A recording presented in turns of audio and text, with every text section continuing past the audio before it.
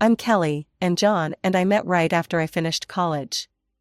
He swept me off my feet with his charm and ambition. Before I knew it, we were married and living in the apartment he'd bought before our wedding. It wasn't anything fancy, but it was ours, and I loved every bit of it. Our daughter Sarah came along soon after. She was perfect, John's blue eyes and my curly hair. I thought we had it all, a loving family, a cozy home, and promising careers ahead of us.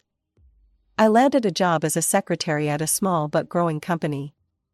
The pay wasn't great, but I enjoyed the work and got along well with my coworkers. John, on the other hand, was making his way up at his construction firm. He'd come home with stories of big projects and even bigger deals. I was proud of him, even if his long hours meant I was often alone with Sarah. But something changed in John over time. He'd come home late, eyes narrowed with suspicion. "Who called?" he'd demand, or "Why were you all dressed up?"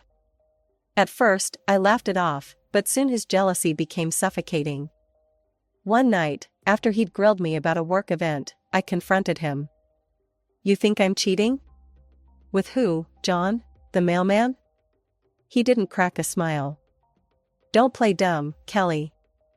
I see how men look at you. And that boss of yours is happily married with 3 kids," I cut him off. "For God's sake, John, I'm your wife. I love you." But my words fell on deaf ears. The arguments became more frequent, each one chipping away at our marriage. I was faithful, always had been, always would be. But John's distrust was like a poison, seeping into every part of our lives. Through it all, Sarah remained blissfully unaware. At 10 years old, her world revolved around school, friends, and her iPad. I tried to shield her from our fights, but kids always know more than we think. The irony wasn't lost on me. John was the one always coming home late, always going on business trips. If anyone had reason to be suspicious, it was me. But I trusted him. I believed in our vows, in our love. Why couldn't he do the same? One night, after a particularly nasty fight, I found myself staring at the ceiling, unable to sleep. John's soft snores filled the room, but I felt miles away from him. How had we gotten here? When had love turned to suspicion, trust to accusation? I thought about leaving, about taking Sarah and starting over. But where would we go? What kind of life could I give her on a secretary's salary? And despite everything, I still loved John. I loved the man he used to be, the man I hoped he could be again. Just when I thought things couldn't get more complicated, life threw me another curveball. My mom, the rock I'd always leaned on, had a stroke. It hit out of nowhere, leaving us all reeling. Mom had always been the picture of health. After Dad died, she'd thrown herself into gardening and book clubs, determined to live life to the fullest. She lived in this gorgeous house in the fancy part of town, courtesy of Dad's life insurance and smart investments. I used to joke that she was living the life of a retired movie star. But that Tuesday morning changed everything. I got the call at work. Mom couldn't speak, couldn't move her left side. I rushed to the hospital, my heart in my throat. The next few weeks were a blur of hospitals, doctors, and terrifying medical jargon. I went to every top-notch clinic in the area, desperate for someone to tell me Mom would be okay. But the prognosis wasn't good. The stroke had left her bedridden, needing round-the-clock care. I was overwhelmed. How could I take care of Mom, manage my job, look after Sarah, and deal with John's jealousy all at once? It felt like drowning in slow motion. Then, out of the blue, John came up with an idea. "We should move into your mom's house," he said one night over dinner. I nearly choked on my pasta. "What?" "Think about it, Kelly," he continued, his eyes lighting up. "It's a great house in a fantastic neighborhood. Sarah would have her own room, maybe even a playroom. Your mom needs care, and you'd be right there. Plus, we could rent out this apartment for some extra cash." I had to admit, it made sense. Mom's house was way nicer than our apartment, and the idea of not having to commute to take care of her was appealing. But still, it felt weird. I don't know, John, I hesitated. It's Mom's house. We can't just barge in. Ask her, he insisted. I bet she'd love the company. It's better than a nursing home, right? He had a point there. Mom had made it crystal clear she didn't want to end up in a glorified prison for old people, as she called it. Maybe this could work. The next day, I broached the subject with Mom. To my surprise, her face lit up at the idea. "Oh, Kelly," she said, her voice weak but excited. "I'd love that. This old house needs some life in it again." And just like that, it was decided. We were moving into Mom's house. As I started packing up our apartment, I couldn't shake the feeling that this was the beginning of something big. I just didn't know if it was something good or bad. John was over the moon about the move. He kept talking about the garden he'd plant, the man cave he'd set up in the basement. Even Sarah seemed excited about having a bigger room. The move to Mom's house brought a whole new set of challenges.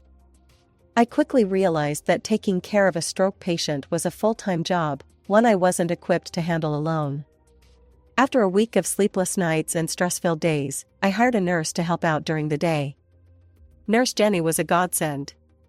She came in every morning at 8 and stayed until 6, taking care of Mom's basic needs. But evenings and nights were all on me. I'd come home from work, exhausted, only to start my second shift as Mom's caretaker. The stroke had affected her speech, leaving her frustrated and often silent. I'd change her diaper, giving her as much dignity as I could in the process.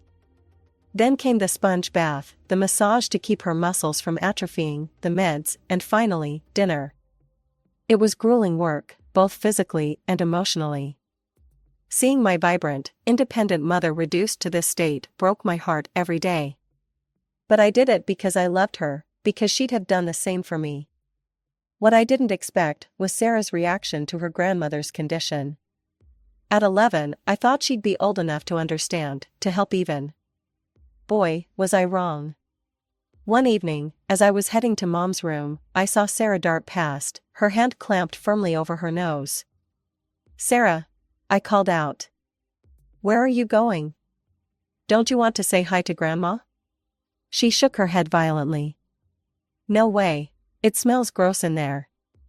I was shocked. "Sarah, that's not a nice thing to say. Grandma needs our help and support right now." "I don't care," she spat back. "She's disgusting. I'm not going near her." Before I could respond, she stormed off to her room, slamming the door behind her. I stood there, stunned and hurt. Where had my sweet little girl gone? I turned to John for support, but found none. "Not my problem," he'd say whenever I asked for help with Mom. I didn't sign up for this. It stung, but I couldn't entirely blame him. He hadn't signed up for this. None of us had. Still, I couldn't help but feel resentful as I watched him play video games with Sarah or take her out for ice cream while I was elbow-deep in adult diapers and medication schedules. The one silver lining was seeing how close John and Sarah had become. They'd always had a good relationship, but now it seemed stronger than ever. I'd hear them laughing together in the living room or see them huddled over Sarah's homework at the kitchen table. It warmed my heart, even as it made me feel more isolated. 2 years flew by in a blur of bedpans, medications, and stolen moments of sleep. Mom's condition had stabilized, but she still needed constant care. I was exhausted, but I'd found a rhythm. Then, one ordinary Tuesday, everything fell apart. The phone rang while I was changing Mom's sheets. It was Mrs. Peterson, our old neighbor from the apartment complex. "Kelly, dear," she said, her voice dripping with faux concern, "I thought you should know. I've been seeing John around quite a bit, with company of young women. Different ones. Always very pretty." I thanked her and hung up, my mind reeling. That night, I confronted John. "Oh, those are just potential tenants," he said smoothly. "I'm showing them the apartment."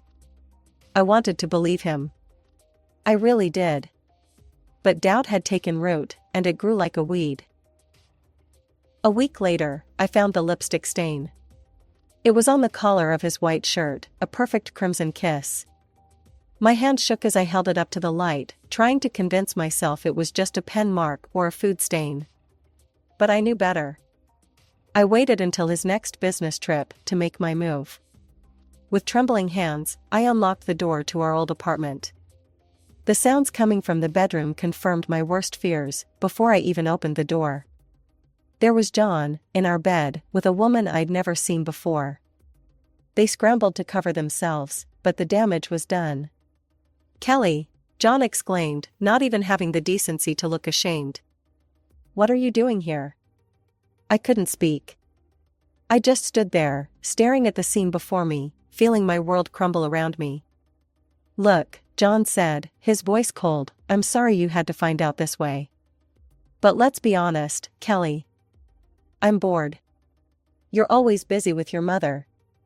This is exciting." His words cut deeper than any knife. Without a word, I turned and left, my mind already racing towards what I needed to do next. The divorce proceedings were ugly. John fought me every step of the way, but in the end, we stood before a judge, dividing up our life together like it was nothing more than assets on a balance sheet. Then came the hardest part, custody of Sarah. At 12, she was old enough to have a say, and her choice broke my heart. "I want to live with Dad," she declared, her voice steady. "I don't want to be around Grandma anymore. It's gross and depressing. And Mom's always trying to make me help." The judge nodded sympathetically. He took into account John's higher income, the stability he could provide, and Sarah's clear preference. In the end, John was awarded primary custody. I was devastated, but I tried to focus on what was best for Sarah. John could give her opportunities one couldn't: private school, dance lessons, summer camps. We agreed on weekends and holidays for me, a schedule that looked so neat and tidy on paper but felt like a gaping wound in my heart.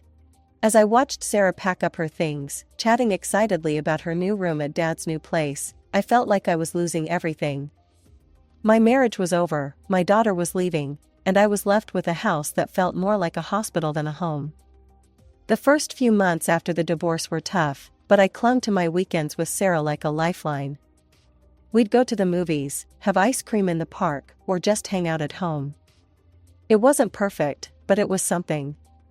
Then, slowly, things began to change. Sarah started canceling plans. "I have a sleepover," she'd say. Or, "Dad's taking me to a concert."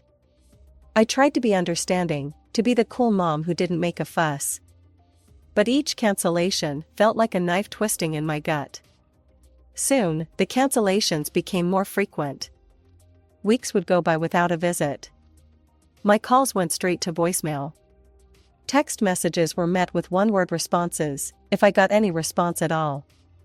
One Sunday, after yet another canceled visit, I decided to call Sarah directly. The phone rang once, twice, then went to voicemail. I tried again. This time, a robotic voice informed me that the number I was trying to reach had blocked my calls. My hand shook as I dialed John's number. "What do you want, Kelly?" His voice was cold, annoyed. "John, I can't reach Sarah. She's blocked my number." "What's going on?" There was a long pause. Then, "Look, Kelly, Sarah doesn't want to talk to you right now. You need to respect that." "Respect that?" "She's my daughter. She's also a person with her own feelings," John shot back. "And right now, she doesn't want to be around all that negativity at your place. I mean the sickness, the sadness. Sarah needs stability. She needs a normal family. Sarah sees Lisa as a mother figure now. She has a normal family life here. 2 parents, no sick relatives, no drama. Why can't you just let her be happy?" I couldn't speak. Tears were streaming down my face, and I was glad John couldn't see me. "Look," he continued, his voice softening slightly, "I know this is hard. But if Sarah doesn't want to see you right now, you need to respect that. Don't force it. It'll only push her away more." I wanted to scream, to argue, to demand my rights as a mother. But a small, rational part of my brain whispered that he might be right. If I pushed too hard, I might lose Sarah forever. I sank to the floor, phone clutched to my chest, and sobbed. My little girl, my Sarah, didn't want me anymore. Someone else was being her mother, kissing her goodnight, helping with homework, sharing all the moments I was missing. Mom found me there hours later, still on the floor. She'd managed to shuffle over with her walker, her face creased with concern. "Kelly," she said, her voice stronger than it had been in months. "What's wrong, sweetheart?" I looked up at her, this woman who'd been my rock for so long, who I'd been taking care of for years. In that moment, our roles reversed again. I was the child, seeking comfort from my mother. "Oh, Mom," I cried, reaching for her hand. "I've lost her. I've lost my baby girl." Mom squeezed my hand, her touch still weak but full of love.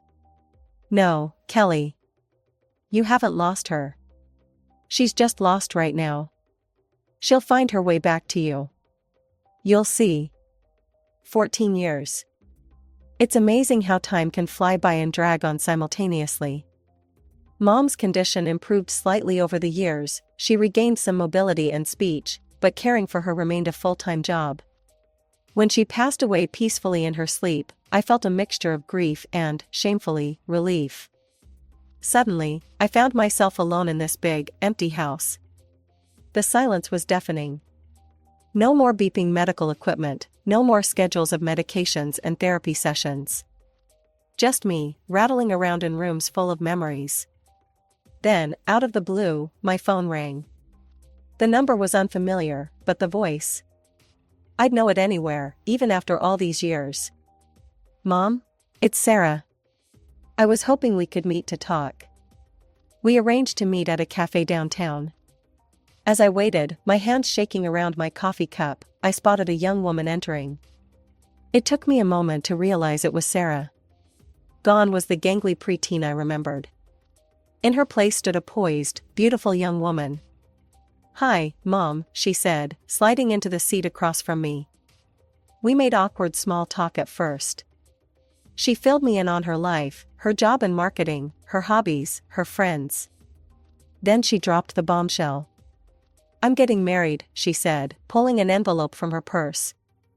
"Here's an invitation." My heart swelled with joy and a tinge of sadness. My little girl, getting married. And I'd missed so much. "Oh, Sarah, that's wonderful news. I'm so happy for you. Listen, if you need any help with the expenses." She cut me off abruptly. "Actually, Mom, that's kind of why I wanted to meet.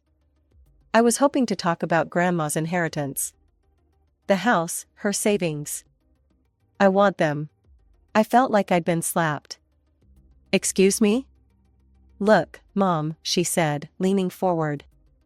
"That house is in a great area. It's worth a fortune. After the wedding, Jake and I want to live there. Start our family there." Anger bubbled up inside me. "Sarah, you haven't set foot in that house in over a decade. You said it disgusted you. You called it a tomb." She waved her hand dismissively. "I was a kid then. I've grown up. Times have changed. And let's face it, I'm Grandma's only grandchild. She would have wanted me to have it." I couldn't believe what I was hearing. "Wanted you to have it? Sarah, you didn't even come to her funeral. You didn't call, didn't write for years." "That's ancient history," she snapped. "The point is, that house should be mine. I deserve a comfortable life." "Deserve?" I was practically shaking with rage now. "You didn't lift a finger to help when Grandma was sick. I gave up my life to care for her. And now you think you deserve her house?" Sarah's face hardened. "Fine. If that's how you want to play it, I'll sue. I'll get what's rightfully mine." She stood up abruptly, snatching the wedding invitation from the table. "You know what? Forget it. You're not invited to the wedding. I don't need your negativity there.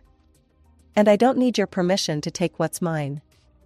As she stormed out of the cafe, I sat there, stunned. The daughter I'd loved, missed, and longed for all these years was gone. In her place was this stranger, cold and greedy. The days following that disastrous cafe meeting passed in a haze. I alternated between rage, grief, and a numbing emptiness.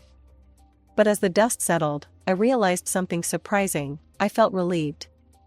The weight of hoping for reconciliation, of longing for a relationship with Sarah, had lifted. In its place was a strange sort of peace. I didn't attend Sarah's wedding. I didn't send a gift or a card. Instead, I spent that day volunteering at a local animal shelter, finding comfort in the unconditional love of abandoned pets who needed care. It felt fitting somehow. Curiosity got the better of me a few days later, and I found myself scrolling through Sarah's social media. There she was, radiant in white, smiling up at her new husband. For a moment, my heart clenched with the pain of what might have been. But then I saw it, a long, rambling post about her cruel mother who refused to attend her wedding, who withheld her rightful inheritance out of spite. I read it twice, marveling at the sheer audacity of her lies. Part of me wanted to comment, to set the record straight. But what would be the point? The people who mattered, the family who had seen me care for Mom all those years, knew the truth. As for everyone else? Well, their opinions of me based on a stranger's social media post were hardly my concern. A week later, my cousin Jeannie called. "Kelly, I thought you should know," she said, her voice a mix of anger and concern. "Sarah's been talking about suing you for your mom's estate." I sighed, unsurprised. "Let her try." "That's just it," Jeannie continued. "Apparently, she talked to a lawyer. He told her she doesn't have a leg to stand on. Your mom left everything to you, clear as day." I couldn't help but chuckle. Of course Mom had taken care of that. She'd always been the practical one. "Thanks for letting me know, Jeannie," I said. "But honestly, I don't care what Sarah does anymore. She's made her choices." There was a pause on the other end of the line. "Then, I'm proud of you, Kelly. After everything you've been through, you deserve some peace." As I hung up the phone, I looked around the house, Mom's house, now my house. Every corner held memories, some painful, some beautiful. But for the first time in years, I felt like I could breathe here. I walked to the window, looking out at the garden Mom had loved so much. It had gotten a bit overgrown in recent years, but I could see its potential. Maybe it was time to bring some life back to it. As I stood there, planning my next trip to the garden center, I realized something. The chapter of my life revolving around Sarah, the hope, the pain, the longing, was finally closing. But that didn't mean my story was over. Far from it. The garden was in full bloom when the call came. I'd spent the past few months throwing myself into its restoration, finding solace in the simple act of nurturing life. The roses Mom had loved so much were just starting to open, their scent filling the air as I pruned the bushes. My phone buzzed in my pocket. Unknown number.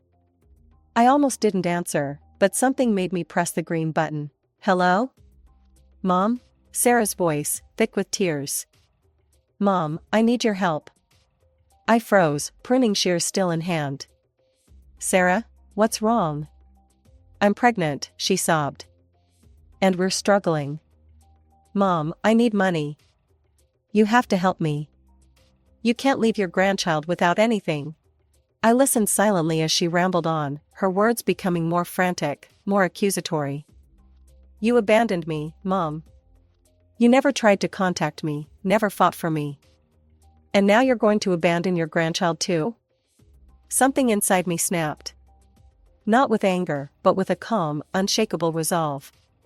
"Sarah," I said, my voice steady. "That's enough." She fell silent, probably shocked that I'd interrupted her tirade. "I never abandoned you. I sent child support every month without fail. I called, I texted, I emailed. You blocked my number.